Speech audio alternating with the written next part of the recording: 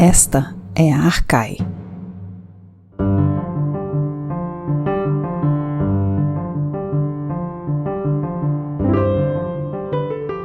Olá, ouvintes do podcast Arcai, sejam todas bem-vindas e bem-vindos para mais um episódio. Eu sou Lorena Ferreira e hoje conosco contamos com a ilustre presença da professora Lívia Vasconcelos, do Departamento de História da Universidade Federal do Rio Grande do Norte. Lívia falará hoje sobre uma personagem muito interessante e que, segundo alguns, provavelmente foi a mulher mais poderosa da história bizantina. E para me acompanhar no episódio de hoje, conto com a minha parceira Fernanda Pio. Lívia, começando pela sua trajetória, como você se interessou por história e como você chegou aos estudos clássicos? Primeiramente, eu dou boa tarde para vocês, bom dia, e essa voz linda da Lorena, né? Bom, é gostoso ser entrevistada dessa forma, mas para responder a pergunta, sabe que eu já pensei muito sobre isso. Eu assisto alguns podcasts, não só aqui da Arcai, mas também da UFRN, sempre assim, as pessoas entrevistadas, elas têm uma resposta, às vezes engraçada, às vezes muito coerente, mas é muito difícil pensar sobre isso. Na verdade, é muito difícil responder o que me levou até a história. Eu não posso dizer que eu sempre fui apaixonada por história, eu já me apaixonei por várias coisas ao longo da minha infância, né? Porque, na verdade, eu fiz o vestibular quando eu tinha 17 anos, então é muito complicado a gente voltar atrás e pensar o que de fato, me levou a fazer história. Mas, por fim, a gente precisa escolher uma matéria para fazer o vestibular. E eu acho que foi uma retrospectiva, talvez alguma professora que tenha me chamado a atenção, né, no final desse percurso, me levou a optar por história. E, na verdade, eu pensei em literatura, geografia, mas a verdade é que eu nunca me arrependi. Então, eu acho que esse é o ponto central, assim. Eu acho que foi uma reflexão muito mais intuitiva do que racional, coerente. Eu não tenho nenhuma história de paixão que a minha avó tenha contado histórias que me levou, não tenho nada, nenhuma retrospectiva coerente nesse sentido, mas eu nunca me arrependi. Então foi uma decisão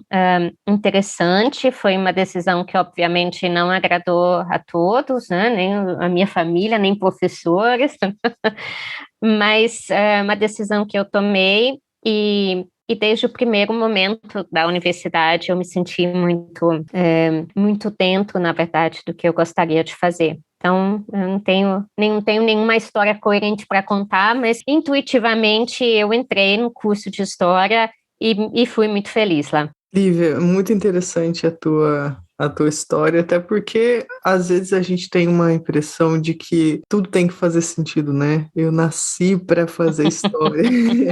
E eu acho que a história da maioria das pessoas não é assim.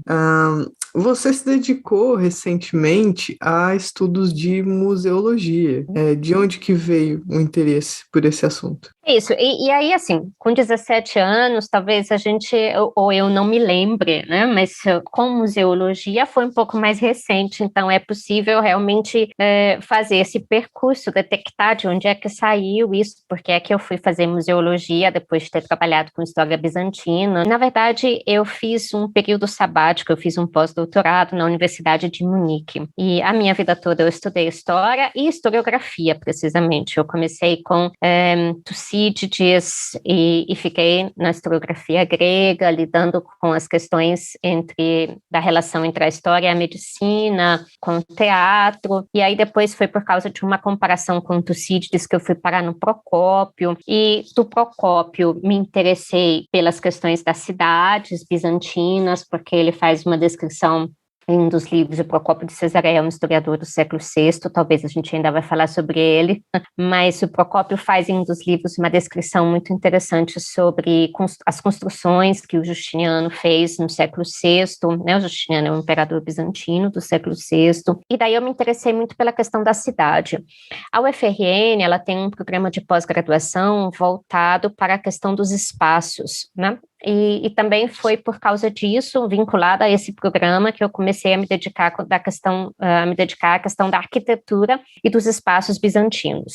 E por causa disso eu fui parar em Munique. A Universidade de Munique, ela tem talvez um dos centros, né, um centro muito importante na Europa de estudos bizantinos, de arqueologia, arquitetura, história da arte bizantinas. E nesse ano de pós-doutorado, na verdade, nós fizemos várias excursões por sítios arqueológicos na Itália, na Turquia, né? Essa experiência na Turquia, principalmente, foi muito importante para mim. Foi a primeira vez, na verdade, que eu me deparei com um grupo de especialistas em cultura material que se juntavam, né, que estavam ali dispostos a discutir qual a importância da cultura material para o conhecimento dessas sociedades do passado. E nessas excursões, né, em uma dessas expedições, a gente visitava não só sítios arqueológicos, mas alguns museus também. E aí foi quando eu me dei conta, talvez, do quanto eu gostaria de ser treinada, né, de ter o meu olhar treinado para a questão da cultura material. E para entrar na questão da cultura material, eu pensei que talvez uma primeira via de acesso poderia ser pensar a museologia, né? Porque na verdade eu fiz uma especialização em museologia e eu abordei várias questões de marketing, museu, como fazer exibições, como fazer propostas pedagógicas para diferentes públicos-alvo, a questão de informática, digitalização no museu foi um leque muito amplo de disciplinas, de questões tratadas. Mas o meu trabalho final de especialização foi, na verdade, pensar sobre como contextualizar objetos arqueológicos em museus. Então, eu peguei um objeto que, na verdade, é um objeto exibido em um museu na Suíça, em Aargau, é uma lamparina, né, romana do século I, e essa lamparina romana, ela fazia parte de um projeto nesse museu que era de que as pessoas poderiam pegar nesse objeto e senti-lo como um objeto original. Então, principalmente quem pega esses objetos são crianças, então era muito interessante que eu participei um pouquinho também desse processo, acompanhei alguns dias do projeto, né, de atividade, vi como as crianças interagiam com o objeto. E era muito difícil, na verdade, falar sobre esse objeto. Eu não estou certa se as crianças ou se jovens de 9 a 12 anos conseguem ter talvez esse fascínio que nós temos por estar pegando alguma coisa que é original dos romanos. Mas eu achei muito interessante porque a questão da digitalização desses objetos arqueológicos, também acho que tem a ver comigo isso, porque estando no Brasil, ali, lecionando na UFRN, eu lidei muito com a cultura material na forma de imagens. Então, eu achei que essa questão da digitalização no museu fazia muito sentido para mim, né, para a gente, para mim especificamente, porque a maior parte do contato que a gente tem, para não dizer todo o contato que a gente tem com essa cultura material, ela é virtual. Então, e os alunos têm a grande vantagem, nós temos a grande vantagem, na verdade, de termos esses objetos mesmo disponibilizados em formato 3D, em fotos, então a gente tem isso virtualmente disponível. Mas então, me interessei muito por museologia, mas principalmente pela questão da contextualização desses objetos, porque uma coisa é você colocar o objeto na rede, enfim, na internet. Outra coisa é você fazer um trabalho com esse objeto de forma que ele faça sentido para quem está olhando ali, para quem está contemplando ele, não só de uma forma,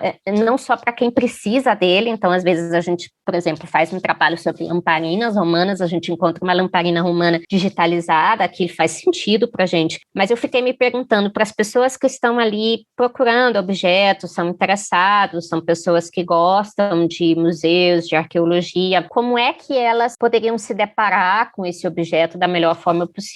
Então, o meu trabalho de conclusão foi justamente um esboço, um projeto de contextualização de objetos arqueológicos em contextos virtuais, em ambientes virtuais museológicos. Então, essa foi a principal questão que me moveu. E eu achei muito interessante porque, na verdade, eu aprendi muito sobre humanidades digitais, o que significa transformar a aura de um objeto original em um contexto digital. Então, existe muita polêmica, existe ainda muito estudo, existe ainda um caminho muito grande a ser percorrido nesse sentido, existe muita discussão filosófica do que significa, na verdade, apresentar um objeto que é material, que é presente, que é físico, de uma forma virtual. Não é, na verdade, um objeto virtual, mas é uma transferência. Então, isso para mim foi muito interessante.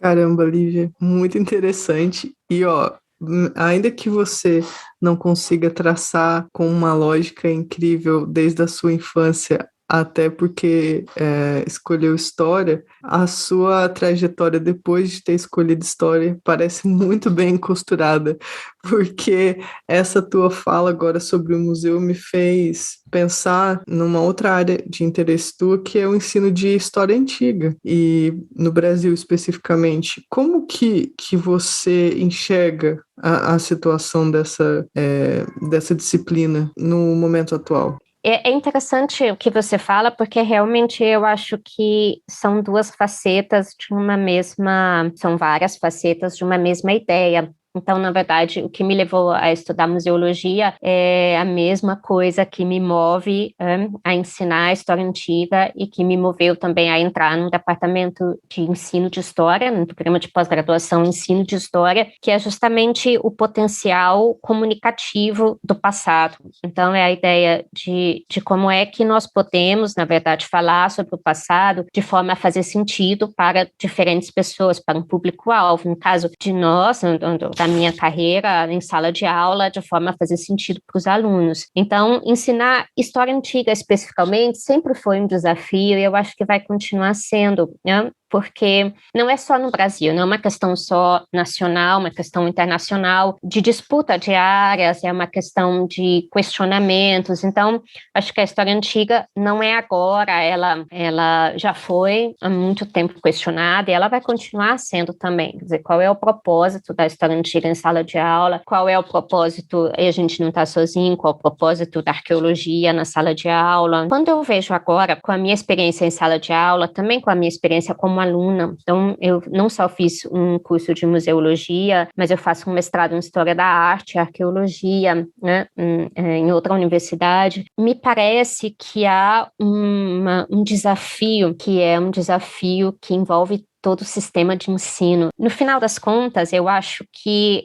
será preciso, daqui para frente, pensar ou repensar a forma como nós ensinamos de uma forma geral, e não somente a forma como nós ensinamos história antiga. É um desafio ensinar história antiga no Brasil, claro, mas também é nos Estados Unidos, também é, enfim, na Nova Zelândia, também é no Japão, é um desafio geral de levar algumas coisas que aparentemente estão muito distantes a fazer sentido para esses alunos, né, em diferentes universidades. Mas me parece, por exemplo, que esse sistema tão tradicional de um professor na sala, né, na frente, falando para os alunos, mostrando, enfim, mesmo um data show, né, mesmo que seja uma aula interativa com recursos de mídia muito potentes, mesmo nesse caso, a estrutura ela não se modifica muito, é sempre um professor que detém o ensino falando para os alunos. Esse sistema, eu acho que é um sistema que não é compatível, talvez, totalmente, mas com a forma como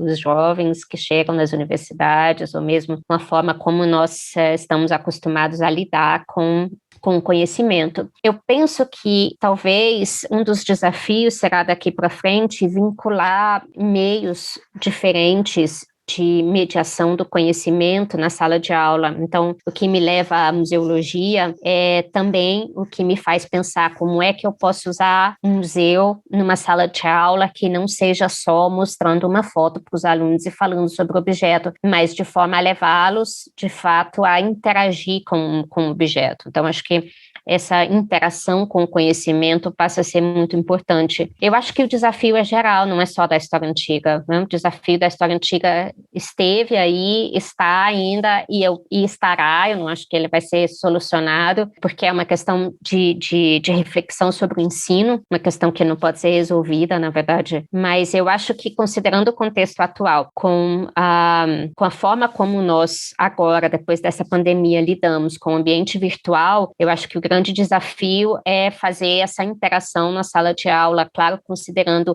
infraestrutura das salas de aula, né, das universidades, laboratórios de informática, então uma série de outras questões muito mais problemáticas que vão entrar aí nesse jogo de necessidades.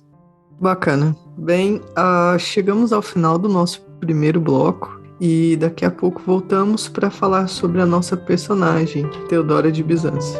Até já. Você ouve Podcast Arcai, da Cátedra Unesco Arcai sobre as origens plurais do pensamento ocidental da Universidade de Brasília. Assine nosso conteúdo no lugar em que costuma ouvir seus podcasts. Fique por dentro de tudo que rola na cátedra em arcai.nb.br e nas redes sociais @arcaionb. E lembre-se, Arcai é com CH. Voltamos para o nosso segundo bloco com a professora Lívia para falar sobre Teodora de Bizâncio. Lívia, a nossa personagem de hoje é Teodora. Conte para nós quem foi, de onde veio, daí um panorama sobre ela. Só para fazer uma abertura bombástica, assim, a Teodora é uma mulher inspiradora, a Teodora é uma mulher magnífica. E eu falo que a Teodora na verdade, porque a gente tem vários relatos sobre a Teodora, mas claro que eu não posso dizer, a Teodora não é um personagem fictício, mas ela é uma personagem constantemente recriada. Então, a Teodora, ela na verdade é mais um exemplo de como é que o discurso sobre o feminino, ele sempre considera o corpo, a sexualidade, como é que o masculino gosta de falar sobre o feminino, sobre as mulheres, e colocar elas ali ou para serem manipuladoras, ou fêmeas fatais, ou inteligentes. Então, a Teodora, ela foi manipulada já de muitas formas. Então, a Teodora é uma mulher maravilhosa, porque ela ainda está em vários cantos da nossa cultura, ela ainda aparece na literatura, nos jogos, nos romances, nos filmes. Então, Teodora ainda é uma personagem muito inspiradora. Mas, historicamente, a Teodora, quando ela se casou com o imperador Justiniano, ela se torna a imperatriz de Bizâncio, né? Imperatriz do Império Bizantino, e ela vai ser imperatriz por um período mais curto do que o de Justiniano, um pouco mais curto, porque, na verdade, ela morre primeiro. Então, ela vai ser imperatriz de Bizâncio de 527 a 548 depois de Cristo. E a gente tem vários documentos escritos sobre a Teodora, documentos visuais ou imagens iconográficas. A gente tem uma muito famosa, que eu acho que todo mundo que já se interessou pela Teodora alguma vez encontrou esse mosaico na igreja de São Vital, em Ravenna, e a gente tem esse mosaico lindíssimo que mostra a Teodora no centro da sua comitiva, e ali a gente tem uma imagem da Teodora. Uma outra imagem da Teodora pode ser a Teodora, um busto que foi encontrado em Milão, do século VI. Então, a gente tem mais ou menos que seria a aparência dessa mulher tão famosa, né, da antiguidade tardia, no medievo e também na contemporaneidade. Certo. E Lívia, quais são as fontes assim que tratam sobre a Teodora e como ela é caracterizada assim por elas? Alguns autores costumam falar que existem 2 grupos de fontes. Não sei, existem várias fontes, né? 2 grupos, porque é possível ver um grupo de fontes, principalmente as fontes contemporâneas, elas mais contemporâneas. As fontes do século VI, em geral, ressaltam muito o caráter político da Teodora, o que a Teodora fez com Justiniano, qual a influência que ela tinha. Algumas fontes tardias, que são tardias, mas que não são tão tardias, do século VII, VIII, IX, eles já destacam bastante o aspecto religioso da Teodora. Então, o impacto que a Teodora teve na proteção dos monges monofisistas no Império Bizantino. Então, o monofisismo, que foi considerado depois uma heresia, é a ideia de que contra o Concílio da Calcedônia, que estabelecia 2 naturezas divinas de Cristo. Então, o monofisismo dizia que o Cristo ele tinha uma natureza divina e não humana, né? Então, o Concílio da Calcedônia dizia que Cristo tinha uma natureza divina, outra humana, e o monofisismo dizia não, é uma natureza divina, não é humana, então por isso Cristo não teria sofrido, por exemplo. A implicação disso, ela vai muito além dessa simples fórmula de natureza, se Cristo tinha uma natureza ou não. As implicações disso é que vão ser problemáticas. E a Teodora, ela vai ser adorada, na verdade, como uma protetora dos monges monofisistas. Ela vai ser depois uma mártir, uma pessoa muito importante para a Igreja Ortodoxa Siríaca, por exemplo. Então, a Teodora, ela vai ser religiosamente também muito importante para um determinado segmento. E é por isso que alguns autores, na historiografia, quase quase sempre destacam a característica política da Teodora, a atuação política da Teodora, outros autores destacam a atuação religiosa. Mas, em geral, essas fontes elas são muito interessantes porque elas apresentam uma Teodora quase completamente díspares, uma Teodora completamente diferente umas das outras. Então, local de nascimento, por exemplo, da Teodora, data de nascimento, nós poderíamos dizer, olha, de 490 a 495, local de nascimento, dependendo da fonte, foi em Chipre, na Paflagônia, Alexandria, Síria, Constantinopla. Então, cada uma dessas fontes, elas vão detectar um lugar de nascimento para Teodora. É claro que isso tem a ver com um tipo de conteúdo que essas fontes estão querendo ressaltar. Então, de forma geral, as fontes mais famosas da Teodora são Procópio de Cesareia, inclusive foi o historiador que eu trabalhei no meu doutorado, e, aliás, por isso que eu cheguei até o Teodora, porque eu trabalhei com Procópio de Cesareia no meu mestrado, no meu doutorado, e a Teodora, ela sempre foi um conteúdo, na verdade, desses livros do Procópio que sempre me chamou muita atenção, mas que eu ainda não tinha tido a oportunidade de explorar, até que eu escrevi recentemente um verbete para um compêndio sobre a história das mulheres na Antiguidade, e daí foi que me veio essa inspiração esse estudo mais aprofundado sobre a Teodora. Então, Procópio de Cesareia é uma das fontes principais que a gente tem para falar da Teodora, porque ele escreve no século VI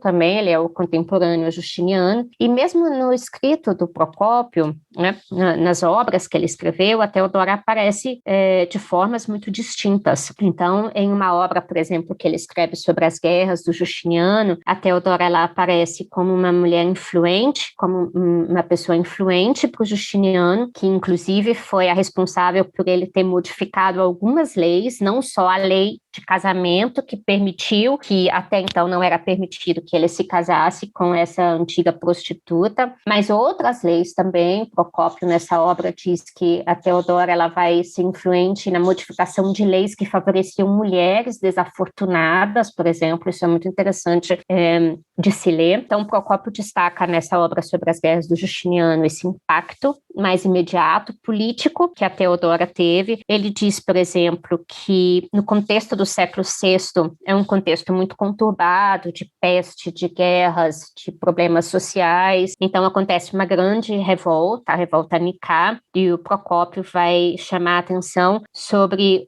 como a Teodora vai ser importante nesse contexto, porque é ela que vai tirar o Justiniano e parte da corte de dentro do palácio de medo dos revoltosos e vai motivá-los a fazer alguma coisa contra a revolta. Mas numa outra obra do Procópio, ele se dedica a dizer coisas horríveis sobre a Teodora, mas também sobre Justiniano. Então, Procópio escreve também uma anedota, uma história secreta, onde ele vai dizer que o Justiniano era o príncipe dos demônios, que tinha infernizado ou destruído parte da vida coletiva, da vida social em Bizâncio, que ele era culpado de todas as mazelas do século VI, e a Teodora vai entrar e também, como uma grande, né, a esposa do príncipe dos demônios, a maior prostituta de Constantinopla, no sentido muito negativo, e que, enfim, fazia suas danças nua com os gansos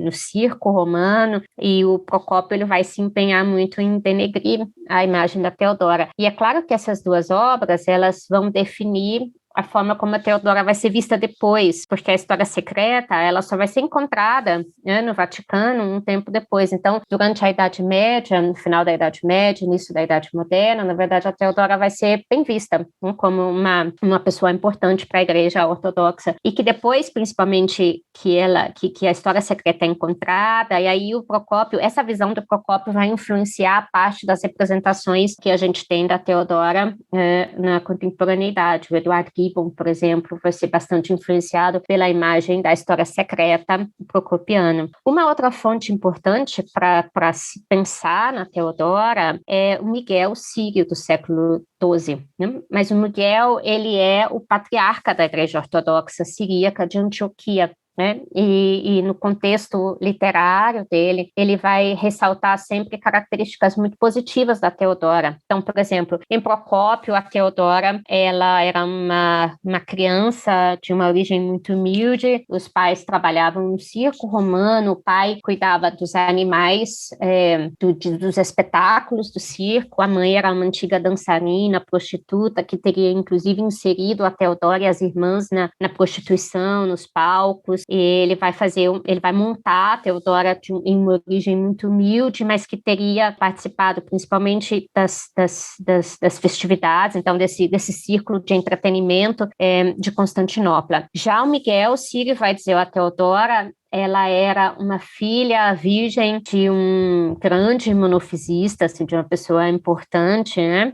De uma pessoa importante, religiosa, e que ela teria sido dada a Justiniano em casamento, que o Justiniano conheceu ela em uma das excursões militares, e que o pai teria dado a virgem, a pura, né, criança em casamento, só depois que o Justiniano prometesse que ele ia se assegurar e manter a fé da Teodora, que ele nunca ia deturpar a fé dela, monofisista. Então, existem situações diferentes criadas, né, nas fontes, mas que têm muito mais a ver com os objetivos dos autores do que com a Teodora em si. Ótimo. E Lívia, conta mais um pouco para a gente, assim, né? A Teodora é uma personagem que ganha vida, né? Para além dos limites do Império Bizantino. Fala para a gente um pouco mais sobre sobre a recepção dessa personagem fora da academia. Eu achei esse um tópico muito interessante, porque é claro que a Teodora ela é muito pesquisada dentro da academia, porque ela é um grande tema da obra do Procópio. Procópio de Cesareia, ele vai ser considerado o historiador do século VI por excelência, e muito do nosso conhecimento sobre a Antiguidade Tardia, sobre o Império Oriental, sobre Bizâncio, né, vem dos livros do Procópio, também porque eram livros muito diferentes, então ele consegue dar, na verdade, um grande esboço do que foram os vários acontecimentos e sensibilidades do século VI nessa parte oriental do Império e em outros locais. Então, a Teodora, ela aparece ali, como ela vai aparecer em várias outras fontes, e ela é um tema, eu poderia dizer, relativamente bem discutido na universidade, na academia. Existem muitos artigos sobre a Teodora, sobre a forma como ela é descrita em determinadas fontes, sobre a influência que ela poderia ter tido no Império, politicamente, religiosamente. Então, existe material sobre ela. Mas fora da academia, a Teodora também, ela circula bastante, né? E é muito interessante porque são referências que, às vezes,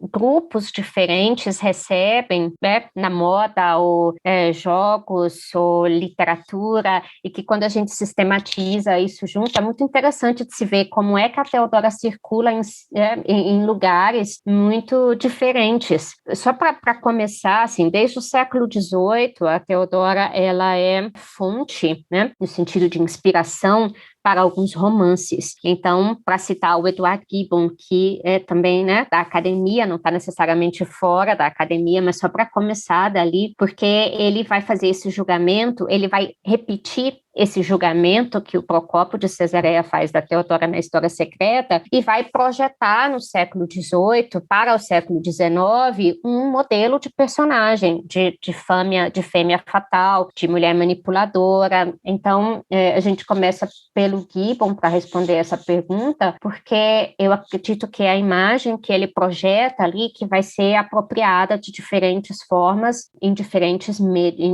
mídias, né? Mas a gente tem, por exemplo, peças de teatro, né, para citar uma peça de teatro muito famosa da Teodora, né, no século XIX, é do Victorien Sardou, e nessa peça a Teodora ela é recriada a partir de um contexto muito exótico, né? Então ela vai ser recriada, a Teodora, a peça vai ser encenada, e aí sempre vão ter trajes muito, né, orientais, exóticos, com ambientes exóticos, e essa ligação da Teodora com o ambiente exótico vai ser inspiração também para quadros. Então, a gente vai ter, né, no século XIX também o quadro do Benjamin Constant, a Imperatriz Teodora no Coliseu, onde ela vai ser, né, vai ter essa mulher linda deitada numa poltrona, né, vestida de ouro e vermelho, né, a púrpura, a cor da realeza bizantina. Então, essa questão essa característica exótica da Teodora, ela vai ser muito, muito recriada nesses espaços artísticos, né,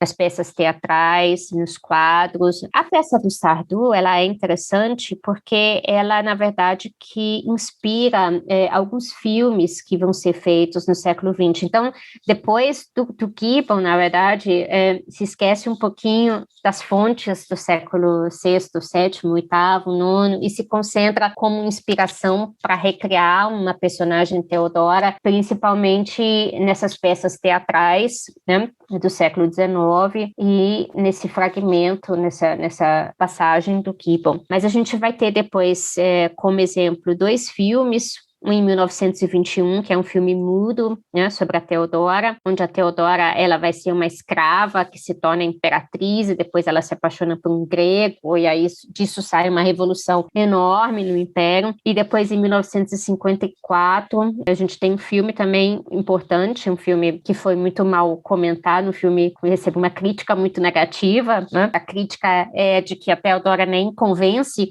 a sexualidade da Teodora não convence, mas é um filme que é conhecido porque é muito fácil de ser encontrado. É um filme de 1954 também, que mostra uma imperatriz que era antes escrava, se torna imperatriz. De toda forma, o discurso sobre a Teodora acaba sendo um discurso de superação, discurso de uma mulher que veio de uma família de origem humilde. E é interessante porque isso também aparece nas fontes. Por exemplo, a Teodora, ela sabia ler e escrever porque ela teria trabalhado com algumas cartas diplomáticas para o Justiniano, e isso denota um tipo de superação, que mesmo de uma família pobre, ela se superou no sentido de conquistar espaços que não eram permitidos a ela. Isso vai aparecer também nos filmes, né? Um outro espaço que a gente pode ver a Teodora também, como existem algumas fotografias da mãe do Winston Churchill, isso é muito interessante, fotografias dela vestida de Teodora. A Teodora ela vai ser também inspiração de fantasias. Então, várias mulheres poderosas se fantasiaram de Teodora. É claro que a mãe do Winston Churchill... Como que é uma fantasia de Teodora? É lindíssima. Já quero. Única. Então, é que depende muito do contexto, né? Então, a mãe do Winston Churchill vai ser uma Teodora meio... vai ser uma Teodora religiosa. Uma Teodora que veste uma túnica longa, vermelha, provavelmente, as fotos estão preto e branco, mas então que usa um chapéu bonito, com algumas pedras preciosas, assim, tem o perfil da fantasia do Teodora. E é interessante a tua pergunta, porque é uma coisa muito interessante, um espaço muito interessante onde a Teodora circula é na moda. Então, o Karl Lagerfeld, ele faz uma coleção em 2011 baseado na Teodora. Então, se você tiver interesse, que é uma coisa lindíssima. Então, são vestidos lindíssimos, assim, em tons de preto, vermelho, com detalhes dourados. E aí, nos vestidos tem parte dos mosaicos bizantinos. Então, assim, eu usaria, com certeza. Eu usaria. Mas, assim, a Teodora e o Karl Lagerfeld, ele, inclusive, comparou a Teodora com a Coco Chanel na época. Ele, né, apresentando a coleção, ele disse, olha, que são mulheres que se superaram absolutamente, que partiram do nada e conseguiram tudo. Então, a Teodora, ela circula na moda também. E é claro, a Teodora também está nos videogames. Então, isso é muito importante, porque, em geral, alguns alunos gostam muito dessas referências. Então, a Teodora ela vai ser a líder dos bizantinos, né, no jogo Civilization V, é um jogo eletrônico de computador, criado em 1991. Na verdade, eu nunca joguei, mas eu li a descrição da Teodora, achei muito interessante. A Teodora ela lidera os bizantinos, ela tem como prioridade aumentar a população, difundir uma religião, construir grandes monumentos e proteger as cidades. Ela é uma líder sociável, ela faz amizade amizade muito fácil, mas ela é também muito desleal. Então, provavelmente, ela vai fazer amizade, ela vai trair essas amizades, porque ela é, acima de tudo, tá lá escrito, uma característica principal, competitiva e temperamental. É isso, a nossa Teodora dos videogames. Então, a Teodora, ela permeia por vários espaços, assim, para não citar ainda o grande conjunto de romances que a gente tem sobre a Teodora, né? Teodora, a rainha de Bizâncio, a Teodora, a mulher da púrpura, a Teodora, a magnífica de Justiniano, mas e tudo isso é muito interessante, quando a gente vê isso em conjunto, quanto a Teodora, ela extrapola os limites da academia, e, de alguma forma, todas essas características que são exageradas, talvez, ou ressaltadas nesses ambientes, elas estão presentes nas fontes de uma forma ou de outra. Então, a Teodora, ela é projetada, ela é representada de diferentes formas, porque a gente não encontra uma Teodora, na verdade, a gente encontra várias, e aí é possível fazer desse mosaico um conjunto muito interessante de representações, mais do que de descrição de uma personagem. Que maravilha, Lívia, ver ela assim, transitando a personagem, né? Transitando em várias referências, né? Moda, jogos, marketing. Nossa, muito bom. Mas infelizmente estamos chegando ao fim. Lívia, foi um prazer conversar contigo, aprender com você. Muito obrigada por compartilhar conosco, tá? Sua trajetória e seus conhecimentos. Se você quiser deixar um recado final, fique à vontade. O prazer foi todo meu.